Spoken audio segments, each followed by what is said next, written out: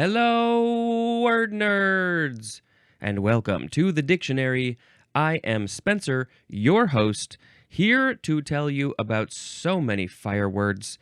This episode, the next episode, the one after that, and about the one after that as well. So many fire words coming.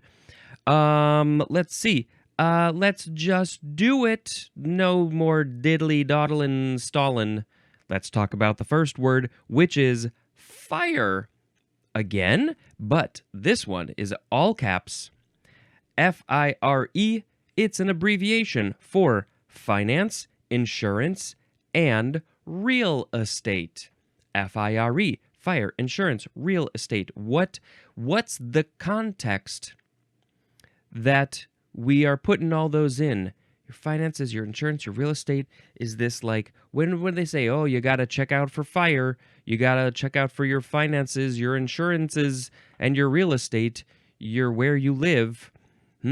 What's the context? I feel like I got to do a quick little search for fire, I guess acronym. Let's see. FIRE is an acronym for financial. Oh, this is different. Financial independence, retire early, save and invest, spend less, avoid debt, accumulate assets. Interesting. Ooh, okay, that one seems to be much more common. It's a lifestyle movement that encourages people to save and invest more and spend less so they can retire before the traditional age of retirement. Well, that sounds pretty cool. If you can do it, it's a whole movement. It's the FIRE movement. FIRE also stands for Foundation of Individual Rights and Education. Okay, well, clearly, there's a lot of stuff here, but I want to know specifically what we got here. Finance, insurance, here we go, acronym finance, insurance, real estate. It refers to the sector of the economy that includes these industries. Bank and credit unions, insurance companies, mortgage loan originators, rental centers, real estate offices, credit card companies, investment brokerages, hedge funds. So those businesses, that's the FIRE economy. Here we go. There's a whole page about the FIRE economy.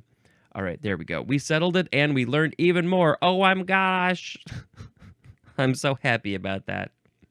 All right, let's make a sound effect. Pew! Now we have fire and brimstone.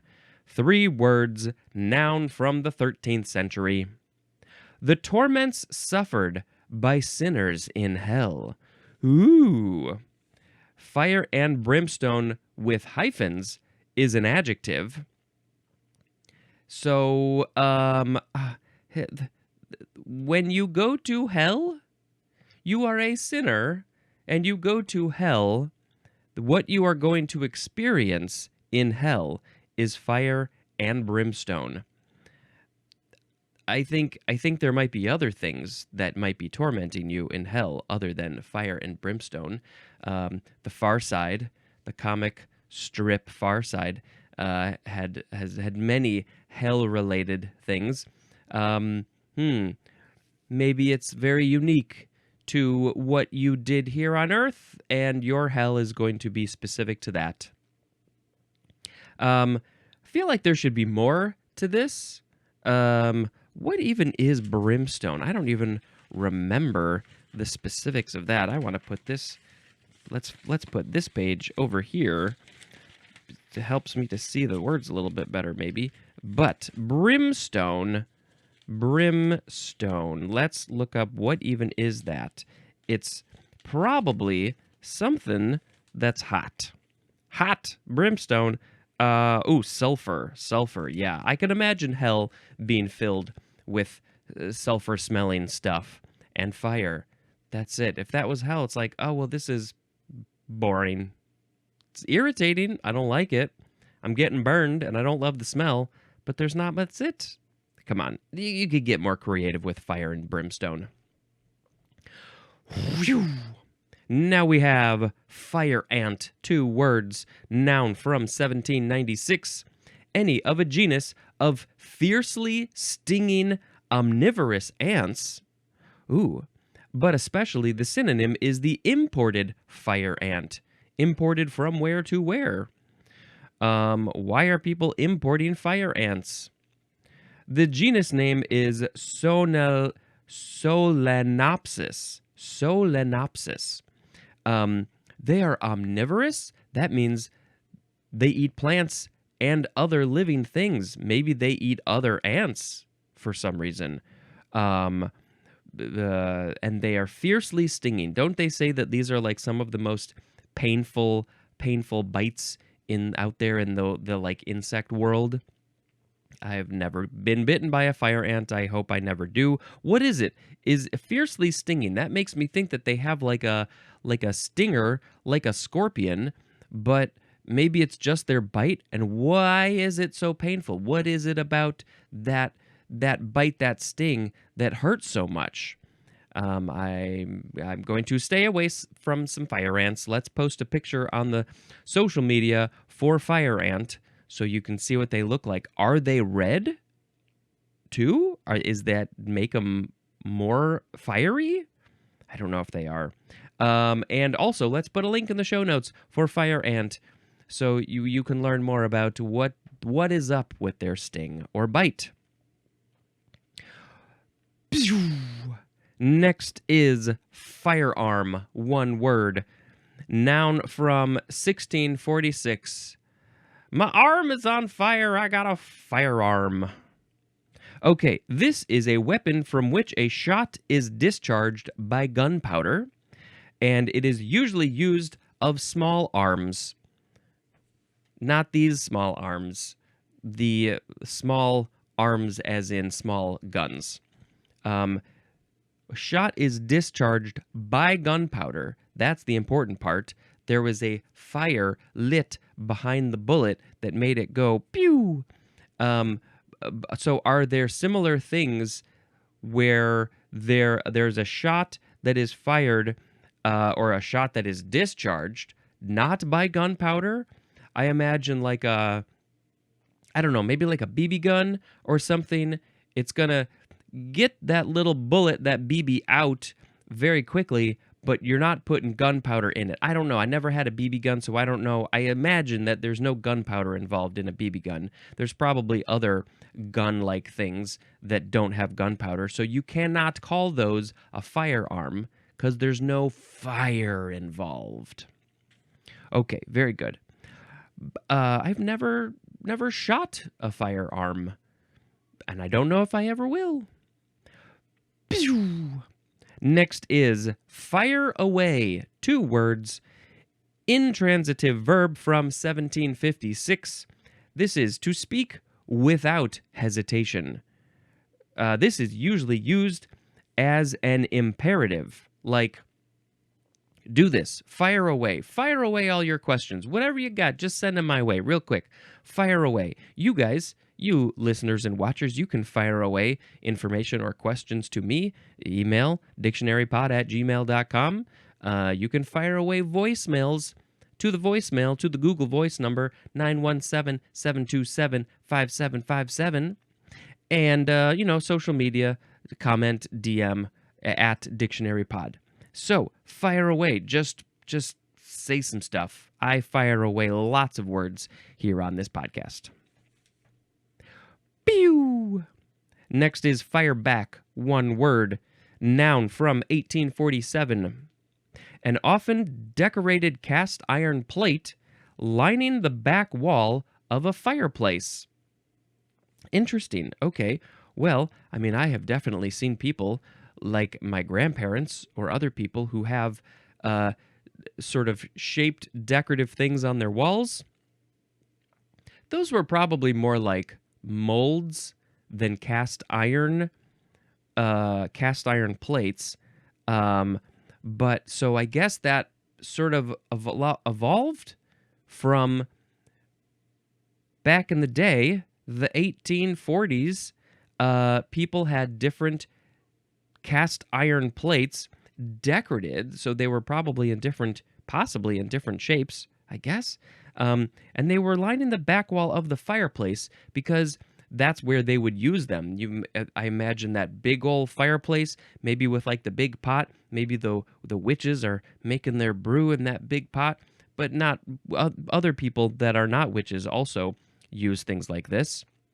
And the cast iron plate was going to be used in the fireplace to cook some stuff, and so they had it handy right there, and it was on the back of the fireplace, so they called it a fire back.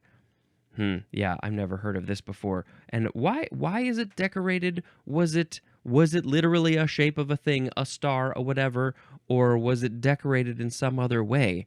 I don't know. And then I guess people were like, "Hey, those look kind of cool. You can just decorate those in all parts of your house if you want to. They don't just have to be in the back of the fireplace." Pew! Now we have fireball. This is a noun from 1555. Number 1, a ball of fire. Come on, that was pretty obvious. But also, something resembling such a ball, as in the primordial fireball associated with the beginning of the universe. And that is a quote from Scientific American. The primordial fireball associated with the beginning of the universe. The beginning of the universe, they imagined it like it was just a ball of stuff and that was on fire. And I don't know how accurate that is. It also expanded extremely quickly. But I imagine, the Earth, the early Earth was kind of like a fireball because it was just filled with volcanoes just going off all the time. It was a very magma-filled kind of place, filled with, I imagine, fire probably. And so I would definitely call early Earth a fireball. Also, when Mario has eaten the fire plant, he is shooting fireballs out of his hand? Probably his hand, I think. Number 2, for fireball, a brilliant meteor that may trail bright sparks. And, it might not literally be on fire, but we sort of imagine it seems like it's on fire because it's hot and glowing, and so we just call it a fireball. Number 3, the highly luminous cloud of vapor and dust created by a nuclear explosion.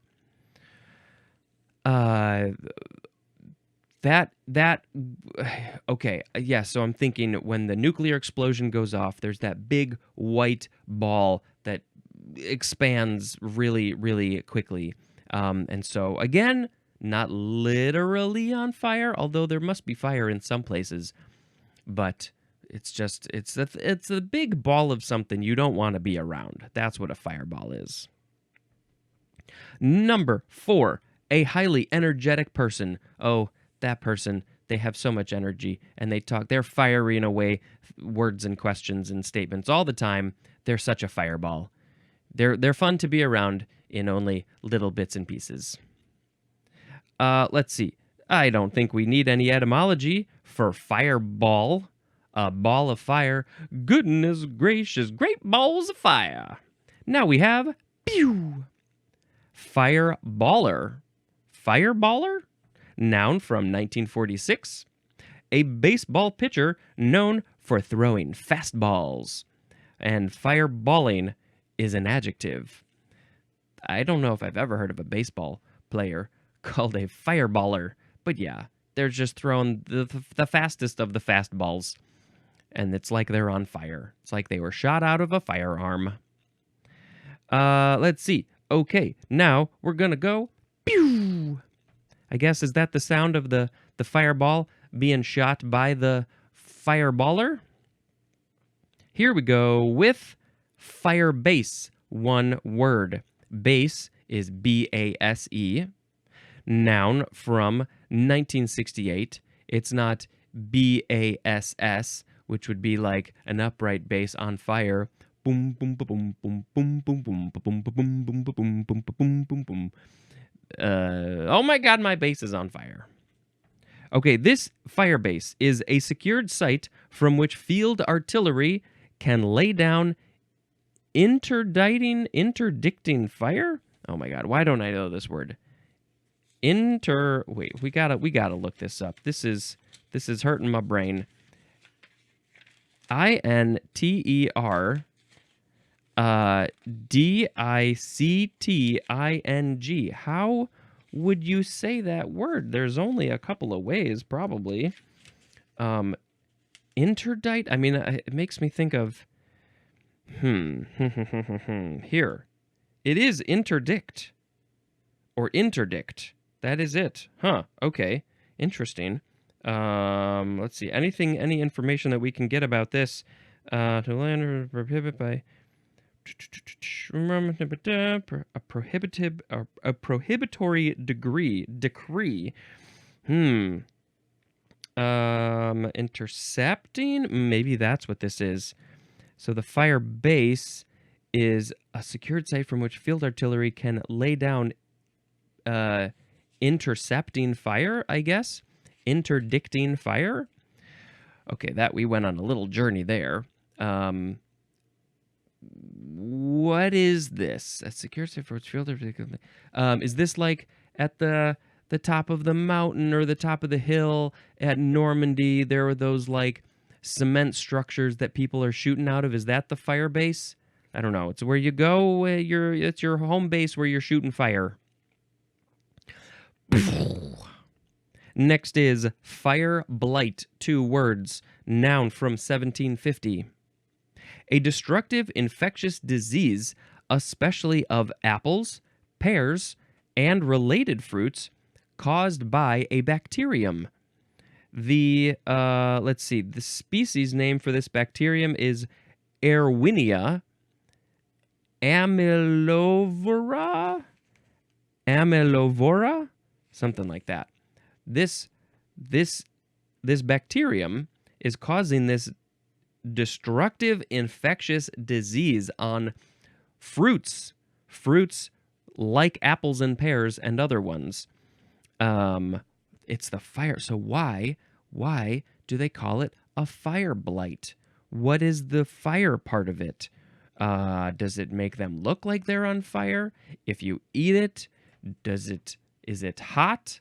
I guess we could just look up why fire blight.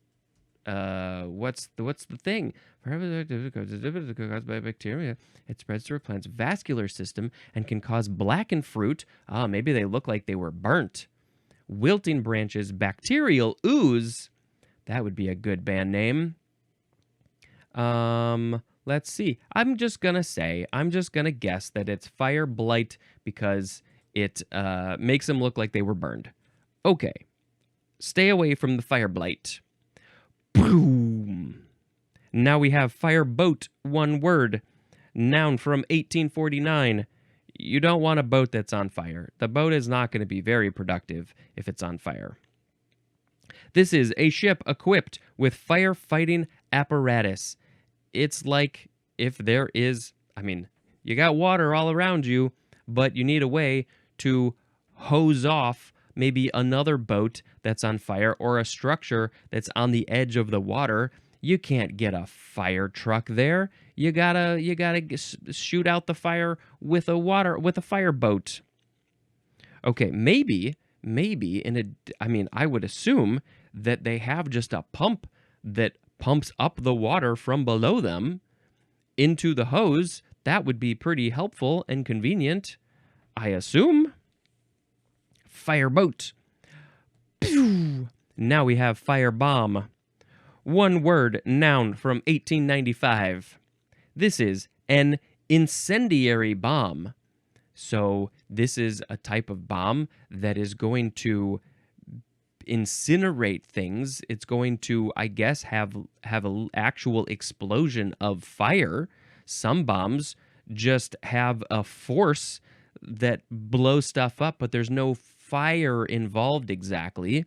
And so a firebomb has a fire, I guess. Firebomb is also a transitive verb. Next is firebox, 1 word. A box of fire? Noun from 1791. Number 1, a chamber, as of a furnace or steam boiler, that contains a fire. Yep. Oh, the firebox. The firebox in the basement of the Home Alone house was very scary to him. Oh, what was his name? I mean, the actor's name is Macaulay Culkin, but the character's name is... my brain is not even thinking. His name... Oh, it's... I can't think of it. But he was very scared of that firebox in the basement. Stay away from the firebox. Number 2, a box containing an apparatus for transmitting an alarm to a fire station. It transmits an alarm to a fire station, so it's the firebox. So is this like an automatic thing that when there's a fire, it senses a fire, it's going to literally just send a signal to the fire station, and so you don't have to call them? Because maybe there's nobody around. This seems like a pretty good thing to have. Are all, I mean, I don't think smoke detectors have these. Maybe some do. But, I feel like we should have these around more. Do we have these? Firebox.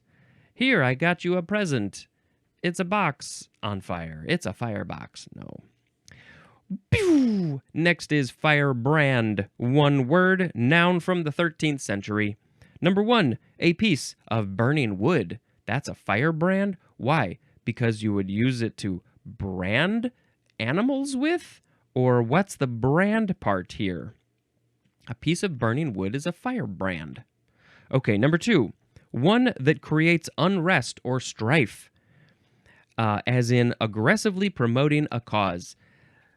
They are very, very strong. They feel very strongly about a certain cause, and so they're going to go out there and be a firebrand. They're going to try to light fires under people's butts, so they will agree with their cause and help them out. And they are causing unrest or strife. They're shaking up the people, shaking up the culture, the society. The firebrand. Agitator. That is a synonym. Well, I'm sure that they feel very strongly about a thing, so they think that they're doing the right thing, and some people are going to agree with them, and some people are not going to agree with them. And I think that it's, in general, probably good to have people, agitating stuff up, getting things going, changing the world maybe in some way, or at least trying to.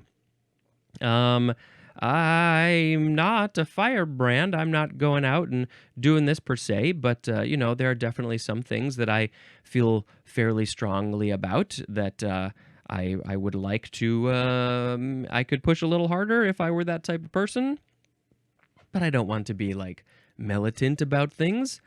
Animal welfare would be the first that comes to mind. Okay, next is... Fire brat. I believe it is brat and not brat. Although, when you cook a brat, you gotta probably put it on some fire. But a fire brat is one word, noun from 1895. It is a wingless insect related to the silverfish and found in warm, moist places. The species name is Thermobia domestica. Okay, this is interesting. Now, of course, we have to look at a picture of a fire brat because I want to know what this looks like so I can avoid it, maybe. Also, why? There's no etymology. Why is it called fire brat? Oh, I don't like this. I don't like this at all. I mean, we do sometimes see these little insects that I think are silverfish, but they kind of look like this too. But, it's got antenna. It's got a million antennas all over the place. It looks bumpy, and it's got stripes, and it's got this sort of, what sort of shape would you call that? It's sort of long and slender, but it's a little wider in the middle, and then it tapers off kind of by the end. And why am I still looking at this? But maybe if we click on this one, it'll tell us the name. Why fire brat? Behavior. Where's the? I need to know the etymology of this. Maybe I'll look it up and I'll put it in the show notes. Okay, enough of fire brats. Now we have fire break. Fire break. BREAK. Noun from 1841. One word. A barrier of cleared or plowed land intended to check a forest or grass fire. To check a forest fire or a grass fire. To stop it, I think. So it's like, there's a fire over there coming this way. We can't really stop it with water right now, so we're going to literally just dig a ditch, dig an area, plow it so there's no fuel. When it gets to that point, there's no fuel for it to burn, and so we're going to check it. We're just going to check you right there. Check yourself, fire. It's a fire break because it's a break in the fire. They're trying to break the fire of its habits. Fire breathing. 2 words with a hyphen. Adjective from 1933. Intimate. Why is my brain having trouble with this word? It's like intimidate. Intimidatingly, but with those extra words at the end, or extra letters at the end, it was hard to figure out, like, how do you say these letters? Intimidatingly or violently aggressive in speech and manner, as in a fire-breathing orator. Someone who is speaking, oh, well, let's just say Hitler was probably a fire-breathing orator because he was kind of very violent and yelly, and he got people riled up. He was also a firebrand, and he had this very aggressive speech, aggressive way that he would talk. A fire breather is a noun. I mean, yes, of course, we like to think of dragons as well, but they are not literally true. Although there's this meme or a screenshot of somebody's tweet or something that's been going around the last couple of days it said, if a dragon flew overhead, I'd be surprised, but not surprised. So yes, fire breathing, no, it's like, oh, you've just got all this energy and stuff that you're needing to say, and it comes out in this violent, expressive way. And so it's like you metaphorically have fire coming out of your face. Next is fire brick, one word, noun from 1793. A refractory brick capable of sustaining high temperatures that is used especially for lining furnaces or fireplaces. It's a special kind of brick. Why is it refractory? What does that mean? I think of refractory as being like bouncing off light and stuff, but how does that pertain to a brick?